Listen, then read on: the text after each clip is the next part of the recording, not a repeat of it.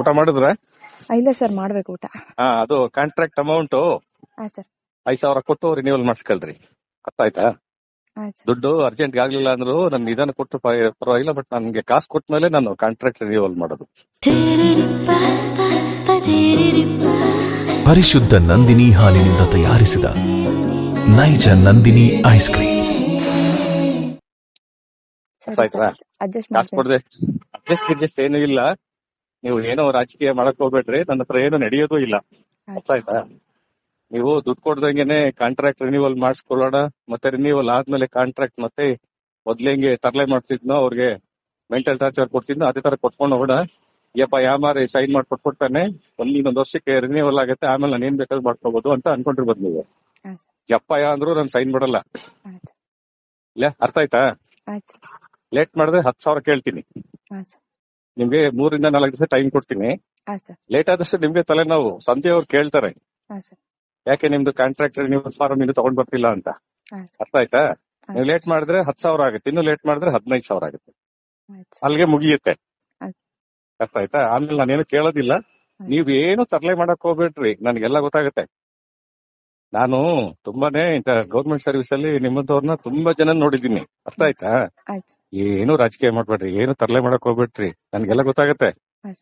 ನೀವ್ ಏನೇನು ನಾಟಕ ಮಾಡ್ತೀರಾ, ಯಾವ್ಯಾವಾಗ ಎಲ್ಲೆಲ್ಲಿ ನಾಟಕ ಮಾಡ್ತೀರಾ, ಯಾರು ಫೋನ್ ಮಾಡ್ತೀರಾ, ಯಾರು ನಿಮ್ ಜೊತೆ ಸಾಥ್ ಕೊಟ್ಟವ್ರೆ, ನೀವ್ ಯಾರಿಗೆಲ್ಲ ಫೋನ್ ಮಾಡ್ತೀರಾ ಅಂತೆಲ್ಲ ನಂಗೆ ಚೆನ್ನಾಗ್ ಗೊತ್ತು.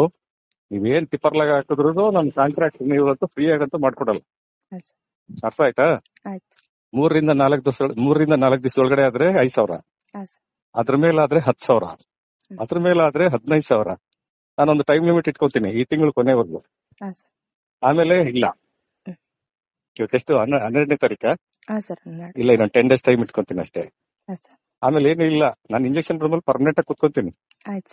ನಾನು ಅಲ್ಲಿ ಎಷ್ಟು ವರ್ಷ ಇರ್ತೀನೋ ಜವಗನಹಳ್ಳಿಯಲ್ಲಿ, ಅಷ್ಟು ವರ್ಷದವರೆಗೂ ಇಂಜೆಕ್ಷನ್ ರೂಮ್. ಎಲ್ಲದಕ್ಕೂ ಆಯ್ತು ಅನ್ನೋದಲ್ಲ, ಏನು ಮಾಡಕ್ಕಾಗಲ್ಲ ನಿಮ್ ಕೈಲಿ. ಕೊನೆವರೆಗೂ ಈಗಾಗ್ಲೇ ಶುರುವಾಗಿದೆ ನಿಮ್ಗೆ ಫೈನಾನ್ಷಿಯಲ್ ಪ್ರಾಬ್ಲಮ್, ಈಗಾಗ್ಲೇ ಶುರುವಾಗಿದೆ. ಸಂಬಳ ಬೇರೆ ಆಗಿಲ್ಲ, ಇಲ್ಲಿ ಮೇಲಿನಾದ ಏನು ಬೇರೆ ಇಲ್ಲ, ಇನ್ ಮುಂದೆ ಶುರುವಾಗತ್ತೆ. ಅರ್ಥ ಆಯ್ತಾ? ನೀವು ಮಾಡಿದ ಮೊದಲನೇ ತಪ್ಪೇನ್ ಗೊತ್ತಾ? ನನ್ನ ಎದುರಾಕೊಂಡಿದ್ದು, ನನ್ನನ್ನು ಎದುರಾಕೊಂಡು ನನ್ ಮನಸ್ಸಿನ ನೆಮ್ಮದಿ ಹಾಳು ಮಾಡಿದ್ದೆ ನೀವು ಮೊದಲು ಮಾಡಿದ ತಪ್ಪು. ಅದಕ್ಕಿದು ಪನಿಷ್ಮೆಂಟ್ ನಿಮ್ಗೆ. ಅರ್ಥ ಆಯ್ತಾ? ಕಾಸು ಕೊಡ್ಲಿಲ್ಲ ಅಂದ್ರೆ ನಾವು ರಿನ್ಯೂವಲ್ ಮಾಡಲ್ಲ ಮೇಡಮ್. ನೀವೇನೇ ಟಿಪ್ಪರ್ಲಾಗ ಹಾಕಿದ್ರು, ಯಾರಿಗೆ ಫೋನ್ ಮಾಡ್ಕೊಂಡ್ರು, ಯಾರ ಹತ್ರ ಹೇಳ್ಸ್ಕೊಟ್ರು, ಯಾರಿಂದ ಫೋನ್ ಮಾಡ್ಸಿದ್ರು, ಏನೇ ನಾಟಕ ಮಾಡಿದ್ರು, ನಾನಂತೂ ನಿಮ್ಗೆ ಕಾಂಟ್ರಾಕ್ಟ್ ರಿನ್ಯೂವಲ್ ಮಾಡ್ಕೊಡೋದಿಲ್ಲ, ಯಾವ ಕಾರಣಕ್ಕೂ ಮಾಡ್ಕೊಡೋದಿಲ್ಲ. ಅರ್ಥ ಆಯ್ತಾ? ಕಾಸು ಕೊಡ್ಲಿಲ್ಲ ಅಂದ್ರೆ ಇದಕ್ಕೆ ಫಿಟ್ ಇಲ್ಲ. ಗೌರ್ಮೆಂಟ್ ಸರ್ವಿಸ್ಗೆ ಕಾಂಟ್ರಾಕ್ಟ್ ಬೇಸಿಸ್ ಆಗ್ಲಿ ರೆಗ್ಯುಲರ್ ಬೇಸಿಸ್ ಆಗ್ಲಿ ಫಿಟ್ ಇಲ್ಲ ಅಂತ ಬರ್ತೇನೆ. ಇನ್ 3 ತಿಂಗಳೊಳಗೆ ಈಗಿನ ಟರ್ಮಿನೇಟ್ ಮಾಡಿ. ಅದ್ರೈತೆ 3 ತರ.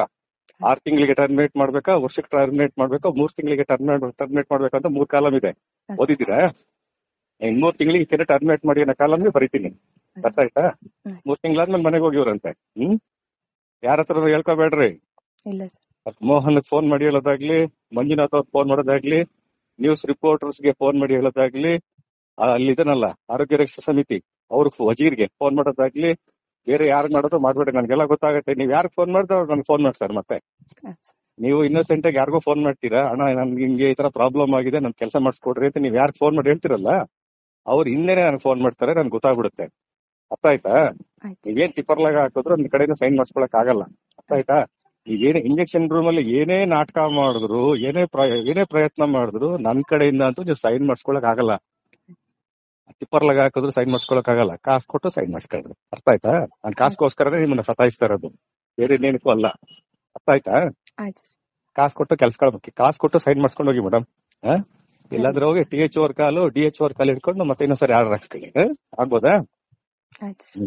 ನೆಮ್ಮದಿಯಾಗಿ ನಿದ್ದೆ ಮಾಡ್ರಿ, ಊಟ ಮಾಡಿ. ಸರಿ ಸರ್.